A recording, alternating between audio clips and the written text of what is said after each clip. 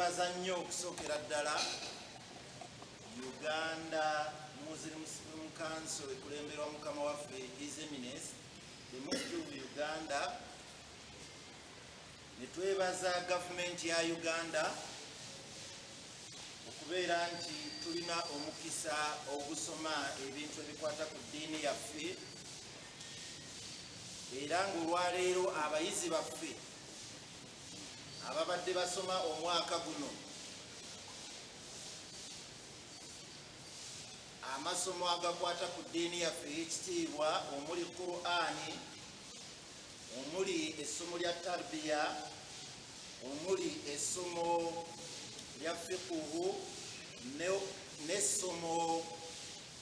lya olulimi Olwarabu, olwaleero mu butongole insha Allahu taala tubategeeza nti bafunye okubeera nga babangulwa era nga balungamizibwa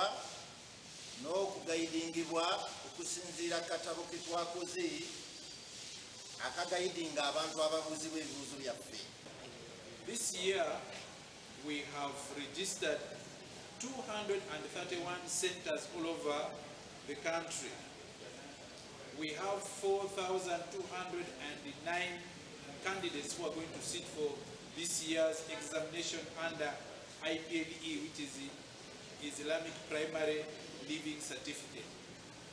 And this is a very significant increase in the numbers of the centers and schools compared to last year when we had only 155 centers. We have flagged off